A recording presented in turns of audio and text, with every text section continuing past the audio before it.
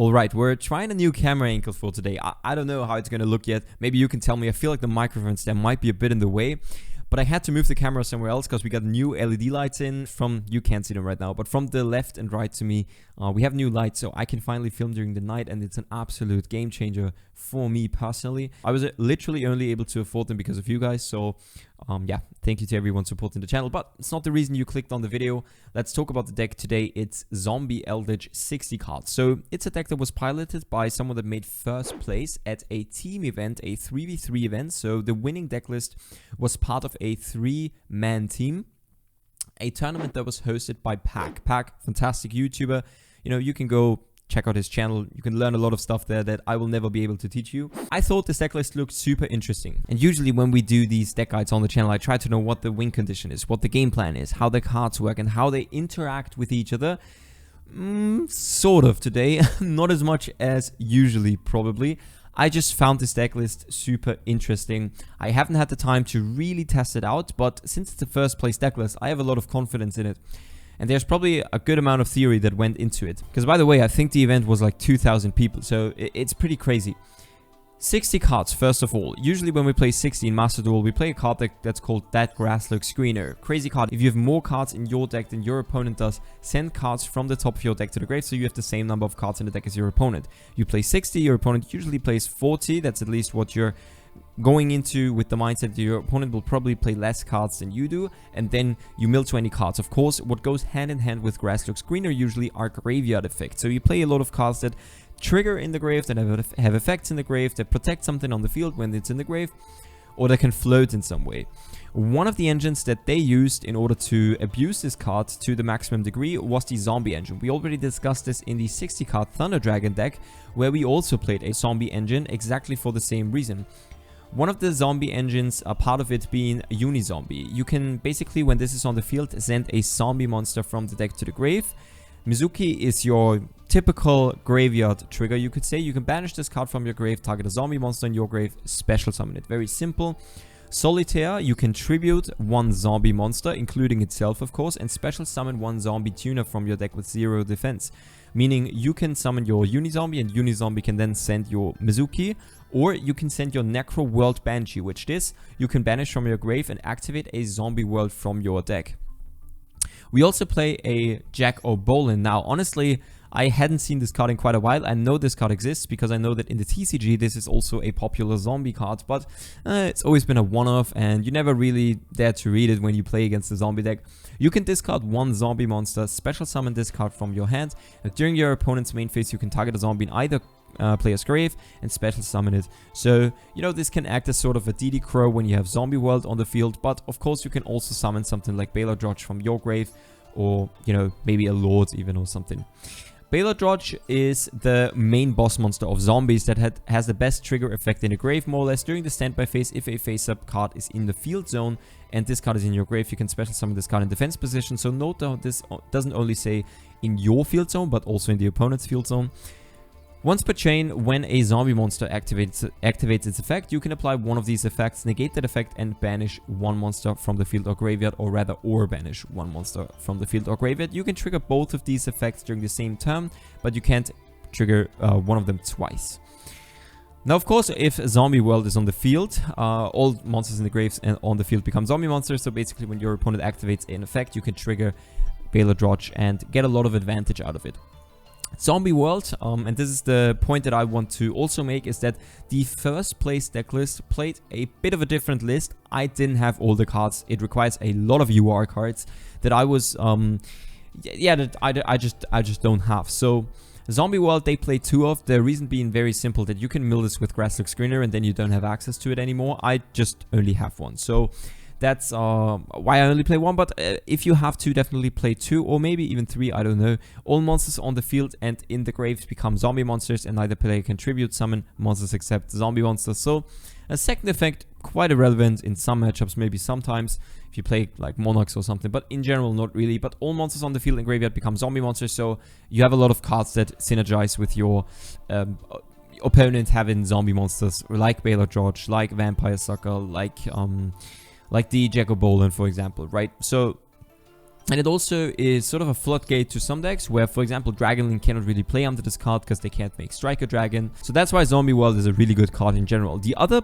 payoff engine, more or less, is the Eldlich engine. So, you know, probably most of you know it by now, but the Eldlich engine, they have traps and they get them to the grave and then they float in the graveyard. So you have Sanguine, which just special summons a zombie monster from your deck, but if you control no Eldlich monster, you can only summon Eldlich monsters with it. You are locked into zombie monsters after activating this card. But the even bigger effect, in my opinion, you can banish this card from your grave and set a golden land spell trap directly from your deck. So this sets either this, or this. Meaning Golden Land Forever, Huaquero, or Conquistador are your 3 targets. These trap cards have respective effects when you have Golden Lord on the field. So, for example, Huaquero, you can special summon as a normal monster, and then you can banish a card from either player's grave if you have Golden Lord on the field. And this does the same thing, but instead of banishing, it destroys a face-up card on the field. And Golden Lord Forever is just basically a counter trap that makes your tribute a zombie monster as long as you control Golden Lord. So you always want to have Golden Lord on the field if possible, and that's why usually you would want to play more than one, of course. And also this is amazing to mill with Grasslog Screener, because you can of course bring it back with its own effect and special summon it from the grave. I only have one, so if you have more than one, definitely play more of that. Interestingly enough, for the spell cards, they also chose to play a lot of different Eldlich cards. So Cursed Eldent is a very standard one, I feel like, just because it's your main starter of the deck for the Eldlich archetype. But they also played one Elixir of White Destiny, which summons a zombie from hand or grave if you control Golden Lord, or Golden Lord if you have no Golden Lord on the field. But they also played 3 Elixir of Black Awakening, which this card is amazing if you have Golden Lord already on the field, because then you can special summon a zombie monster from your hand or deck in defense position, which basically gets you access to all of your other zombie cards. Now, for the non-engine, and this is, I think, where the deck gets a bit interesting. They managed to fit in a lot of non-engine cards, right, that really work well into the format.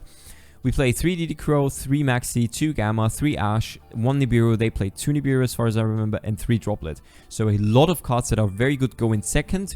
You have a high chance of seeing them. And then I think they played 2 Tarantula and 2 Dynamisys, but I felt like for a bit of a more free-to-play approach, even just for myself, Dynamiscus at 3 and Tarantula at 3.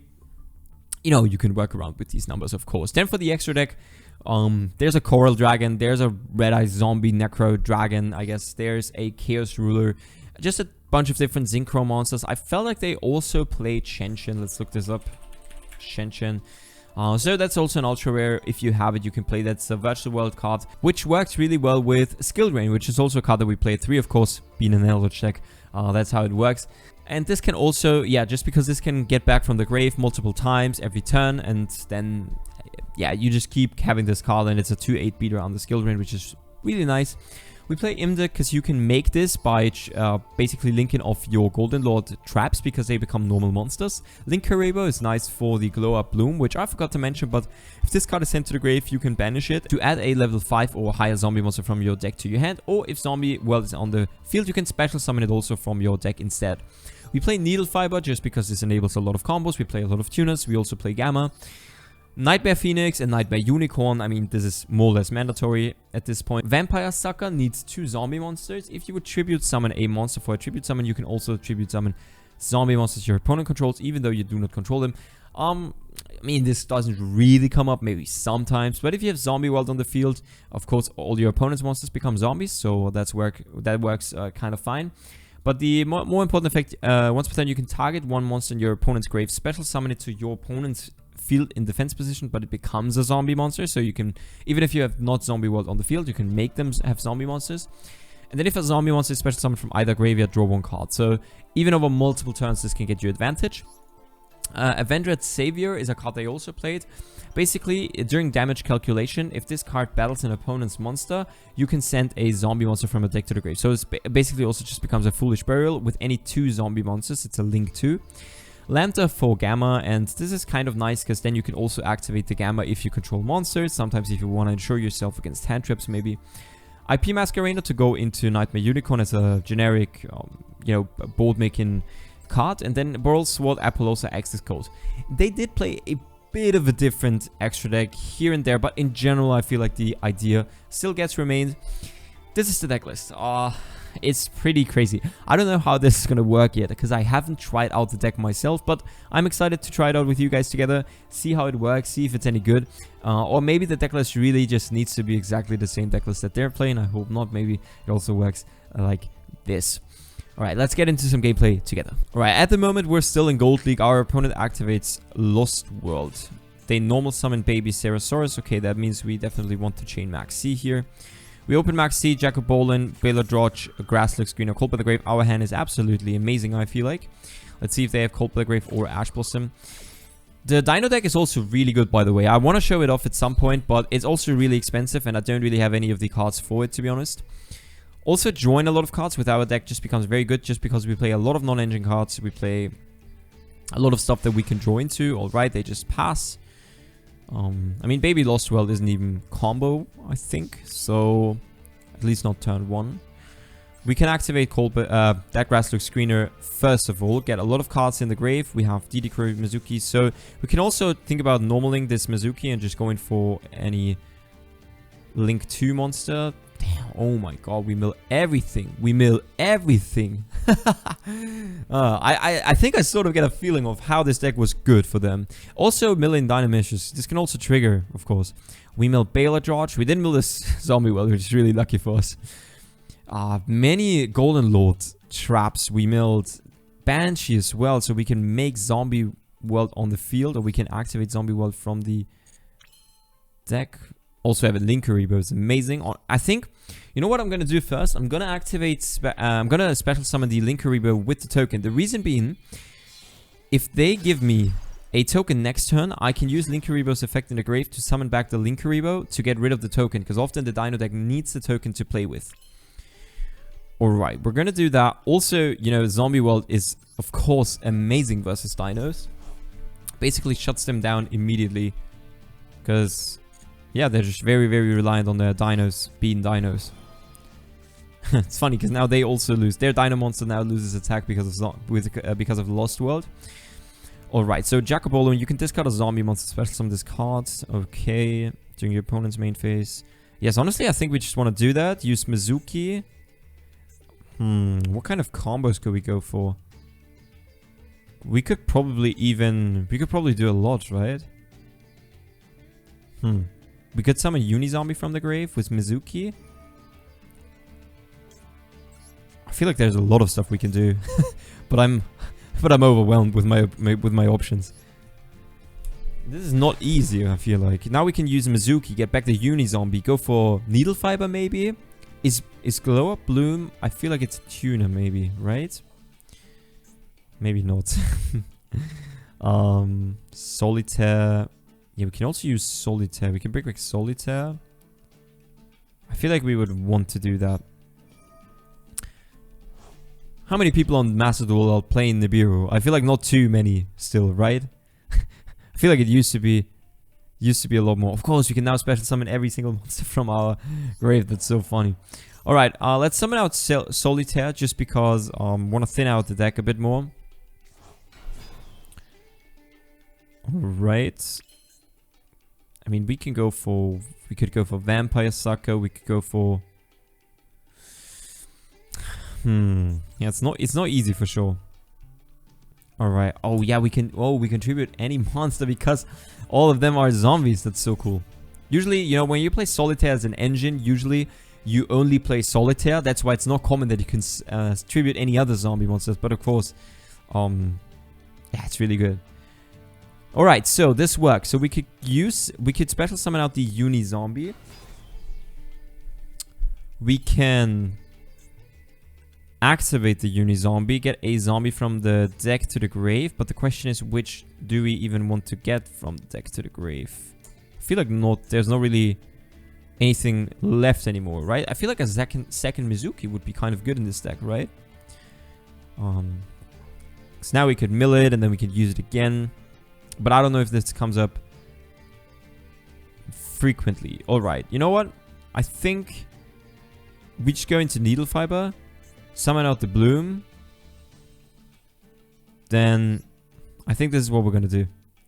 Alright, go for Needle Fiber, summon out Bloom. And then with Bloom, we can summon out Golden Lord maybe. I feel like that's not too bad. Yes, we want to activate Needle Fiber. Zombies in general, they use Needle Fiber quite a lot. Just because all of the zombie monsters are tuners, it feels like. As well as it's being able to summon a lot of the enablers in the deck from the deck immediately. Alright, we're gonna use Linkuriboh in the grave, tributing our Glow Up Bloom. Just getting the Linkuriboh out there. Yes, then activating the Bloom. We can activate it now, right? Yes, we activate it. We can activate it and then summon a level 5 or higher zombie monster. Yes, that is the only one left. We want to summon it. Get that on the field. Summon Eldlich the Golden Lord.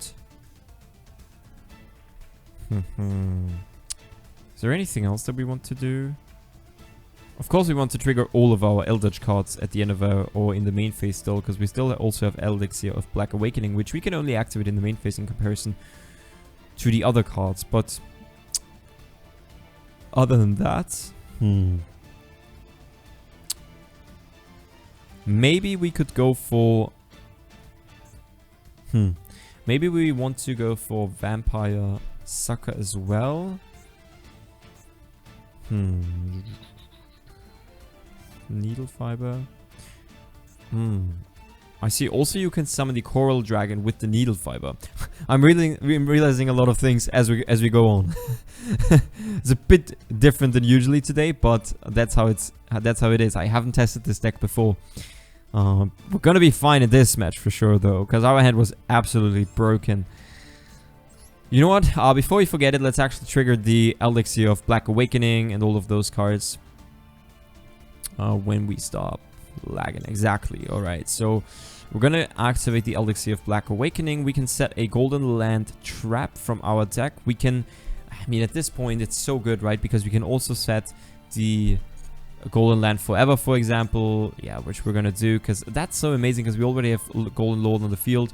We can get all of the other ones as well. Or no, we can get one from the other ones as well. Oh, it's just so good. Alright, I think that it's best to just go battle phase here, just because I don't want to mess it up.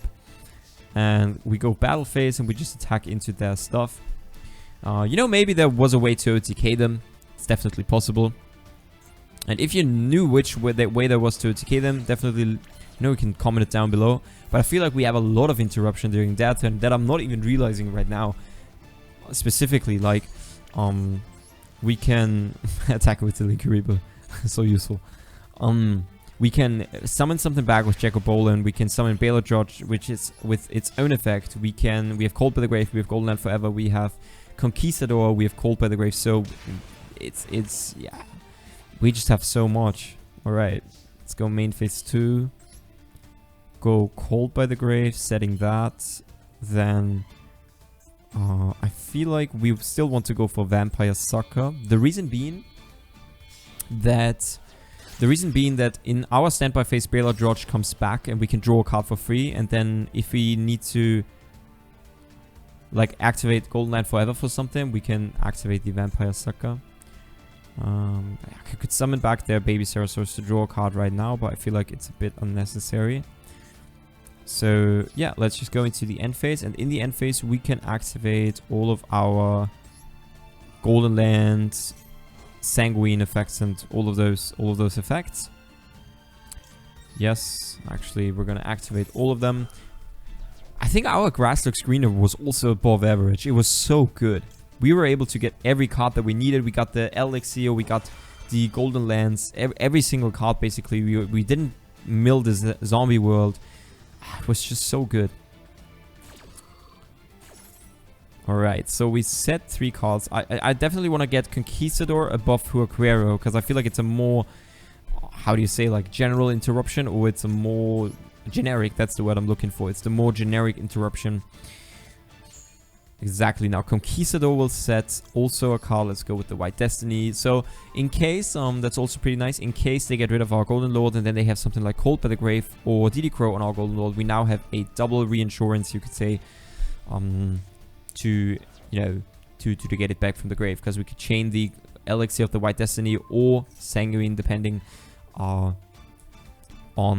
their DD Crow / Cold by the Grave. But they use Twin Twister in the end phase, which is fine, because I don't think that they realize that we can use the Bailer Judge anyway, because they have Lost World on the field. So in the standby phase, we're going to activate our Bailer Judge. Yes.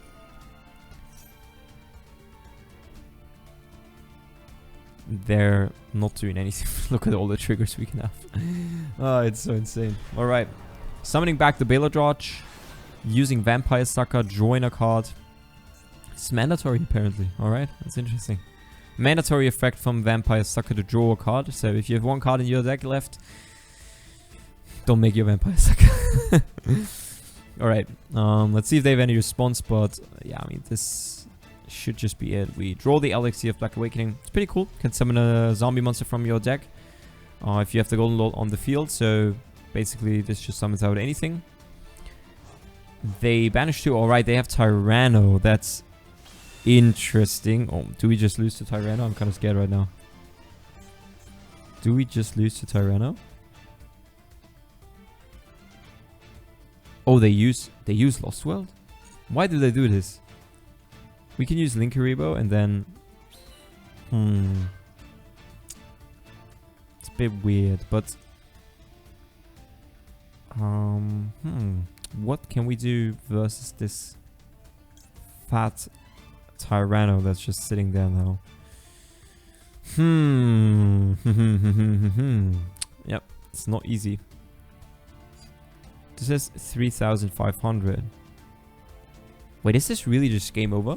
Because this is 2,000 damage. This is 3,900. 3,900. This would be 5,500. 6,500. Okay, it's not game over. But this Tyranno is kind of scary. This Tyranno is really kind of scary. You know, I'll let it go through. But no, I'm realizing right now, of course what we can do is we can activate Jackal Bolin and then chain the Bailer Judge if they don't chain their Tyranno. But if they chain their Tyranno, we can use the Golden Land forever. End of main phase, yes. Activate Jackal Bolin. Select a card, it doesn't really matter. We use Unizombie. We special summon this back. Now they... Okay, then we chain the... So they would have had to chain the Tyranno, but they also probably knew that their Tyranno would get outed by our Golden Lord forever, so...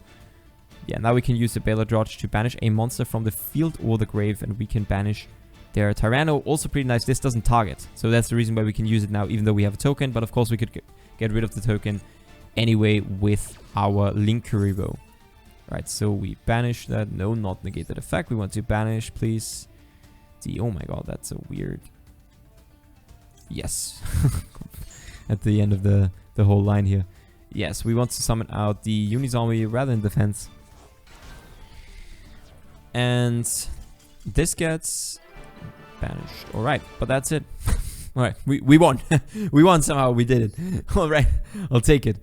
I think that was a weird first match, I feel like. Just because it felt like I had no clue what I'm doing. But maybe it also just goes to show how powerful the deck is, right? With a deck that's so powerful, sometimes it doesn't really matter if you know what you're doing.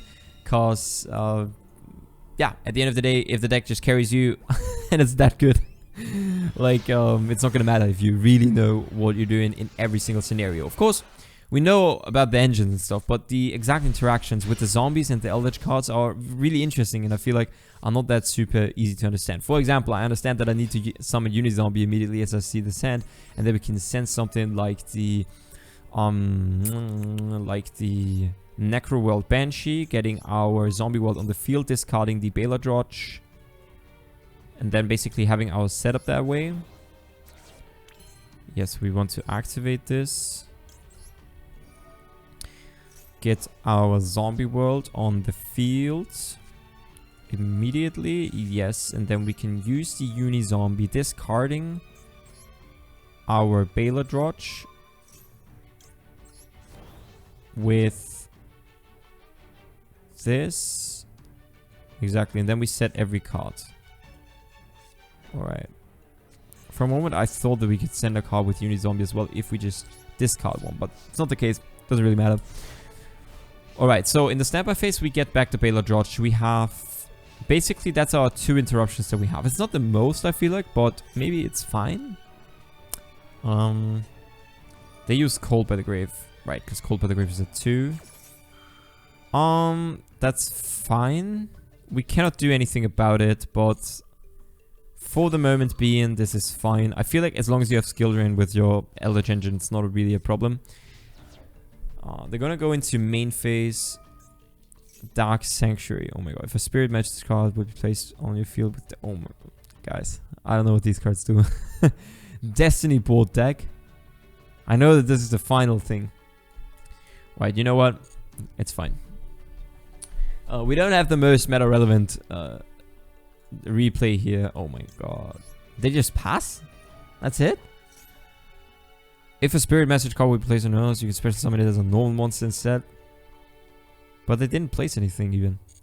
Alright, whatever. Well, then we just win next turn because we can use the Unizombie again and get the Baylor George in the graveyard. And yeah, that should work reasonably fine, I suppose. And then... that's kind of sad. That we... Oh my god, that is such a good draw. That is such a good draw. Yes, please. We can normal summon this.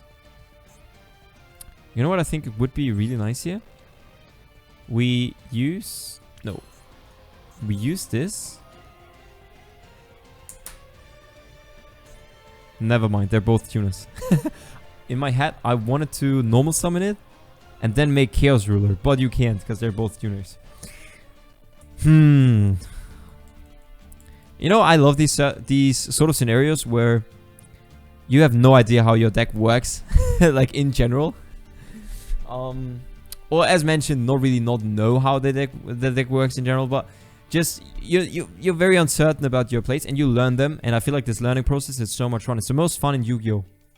It's when you grab a new deck and sort of have to try to figure out how it works.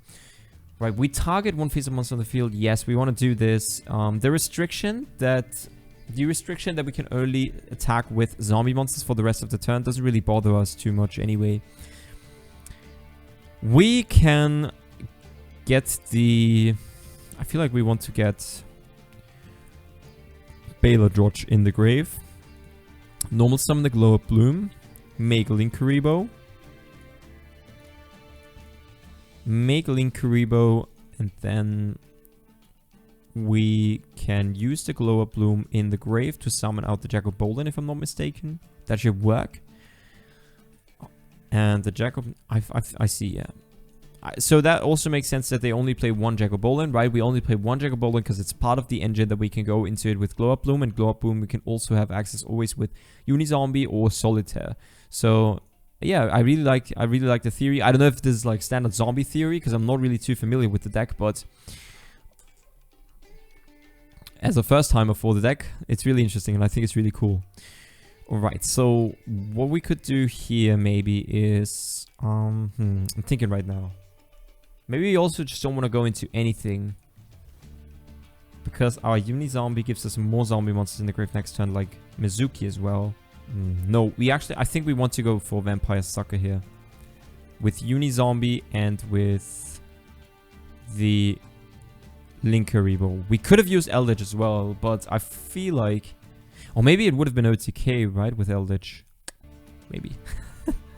Maybe it would have been OTK. Because this would be 1.6. It was almost like 6,000 or something. And then the Unizombie is 1,300. Oh, maybe not quite, but almost. Alright, anyway, let's go battle phase. Let's attack with everything for now. Oh my god, it has an effect. No, when an opponent takes effect, toss a coin, and if the results had negate the effect, and if you do inflict damage to half. Alright, I see. Well, then I think this is the opposite of heads, right? Which I don't know. Hats or... What's the opposite? I don't know. My English is too bad for that. Alright, I see. Wow, that's such a gimmicky card, dude. It's such a gimmicky card. Look how it just doesn't do anything. This reminds me of Fairy Box. You know from Simo's Progression series, when they always used Fairy Box, that's why I know the card. This reminds me of it. a lot. And it's so tragic. Look at how the card just didn't do anything. Alright, our end phase, we are going to activate the Sanguine, which is going to get us the Conquistador. Wait, why didn't... Wait, why did that...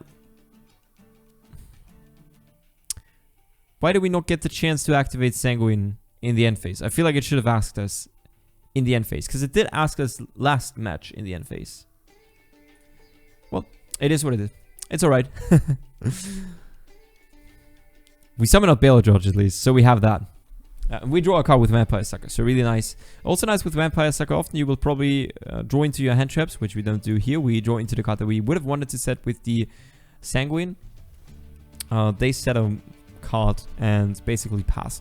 Alright guys, I'm honest, I know this is not the most interesting game to watch, but this is also just for us to learn the decks. I feel like this is more or less like solo mode dueling book simulator where we just learn the combos together and see what the deck is supposed to do in theory and work our way from there. So we can use the Eldlich once again here. We can chain its effect and then banish their monster from the field. Banish one monster from the field or the grave.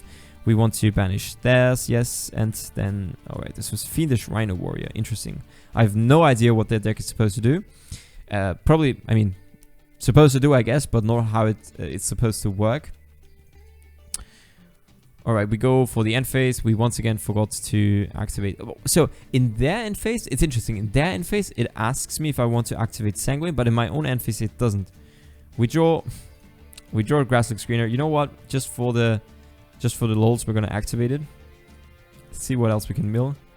We mill Chaos Island, another Huaquero, another Sanguine, Dynamishes, Black Awakening. Golden Land Forever, for example, you can also mill, which is not the greatest, but it doesn't really matter. You know what? We're just going to go into the battle phase, set everything to attack. I mean, maybe, who knows? Maybe they're just going to get hats every time now, but no. Alright, unlucky opponent got the opposite of hats, which I still don't know what it's called in English. You can probably tell me in the comments then, and I probably know it, but it just doesn't come to my mind now. 4 times in a row, so that's pretty crazy. I guess that was a highlight of the match. But we at least got to see how the deck works in general. So for my final words, I can say that this is a very interesting deck list, honestly. And I think the deck idea is really cool. And the zombie cards, they work so well inherently with each other. And usually we only know Eldlich as being this boring floodgate deck. With this deck, not exactly. A lot of URs also to craft. So yeah, I guess everyone has to decide for themselves if they want to spend that much money or crafting points into this deck. I just hope you loved the video, and I will see you in the next one very, very soon. Probably with the common event, which, by the way, for the normal rare event, common event, whatever you want to call it, I'm super excited. I have built decks in, like, I've spent hours building decks in the last days, and even though the rewards might not be the best, I'm very excited for it because it just poses a completely new deck building challenge. Something you haven't seen in that shape or form at all, because you just have to basically start from scratch building decks. Alright, enough with the off-topic talk. I hope you guys loved the video, and I will see you in the next one very soon. Bye.